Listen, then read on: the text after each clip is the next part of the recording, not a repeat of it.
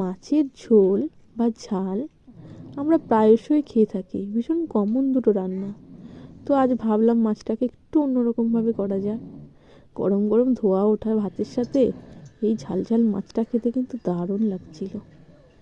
তো 3 পিস মাছ আমি ধুয়ে নিয়েছিলাম, ধুয়ে নিয়ে নুন হলুদ মাখিয়ে রেখেছি। দুটো ভোলা মাছ ছিল ফ্রিজে, তো ভেবেছিলাম ভোলা মাছ দুটো দিয়েই করবো। তো আবার একা পড়ে থাকবে, তাই ওকেও নিয়ে নিলাম রান্নাটার মধ্যে। তো মাছটাকে একটু কড়াইতে তেল গরম করে ভালো করে ভেজে নেব। এপিট ওপিট একটু লাল লাল করে ভেজে নেওয়ার পরে একটু রসুন থেতো করে রেখেছিলাম, সেই রসুন থেতোটা এর ওপর দিয়ে আমি দিয়ে দেবো। আর দিয়ে দেবো কাঁচা পেঁয়াজ কুচোনো, সাথে ছিল কয়েকটা টুকরো ক্যাপসিকাম ছিল, আর চেরা কাঁচা লঙ্কা আর টমেটো। এই মাছগুলোর সাথে না এগুলোও ভাজা হবে, উল্টে পাল্টে ভালোভাবে মাছগুলোকেও ভাজা হচ্ছিল, আর সাথে ওই পেঁয়াজ টমেটোগুলোও ভাজা হচ্ছিল।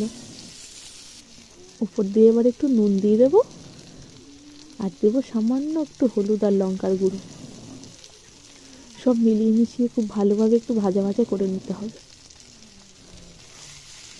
এই রান্নাটাতে একটু লঙ্কার গুঁড়োটা বেশি দিলেও কিছু এসে যাবে না, কারণ এটা ঝাল ঝালে কিন্তু খেতে ভালো লাগে। আর ভাজার পরে যে খুব একটা ঝাল লাগবে এমনও না, এটা কিন্তু খেতে সত্যিই খুব ভালো হয়েছিল। তো পেঁয়াজ টমেটোটা নুন দেওয়ার পরে একটু নরম হয়ে গেছে। এই সময় আমি ঢাকা দিয়ে একেবারে গ্যাসটা লো ফ্লেমে করে কিছুক্ষণ রেখে দেবো। এতে কী হবে, একেবারে গলে যাবে মশলাগুলো, পেঁয়াজ টমেটো কাঁচা লঙ্কা এগুলো বেশ মাখো মাখো হয়ে যাবে। তারপর ঢাকাটা খুলে নেওয়ার পরে ওগুলো সেদ্ধ হয়ে গেছে বেশ ভালো মতোই। এবারে আমি একবার উল্টে নেব।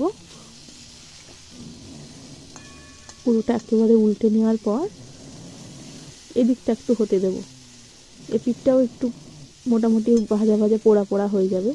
এটা কিন্তু একটু পোড়া পোড়াই খেতে ভালো লাগবে। যারা আসলে একটু পোড়া পোড়া খেতে ভালোবাসেন, কদর কিন্তু তারাই একটু বেশি করবে এই রান্নাটার। এরপর এটা নামিয়ে রেখে গরম গরম একদম ধোয়া ওঠা ভাতের সাথে সার্ভ করুন। সত্যি এর তুলনা হয় না, এত ভালো হয়েছিল রান্নাটা খেতে।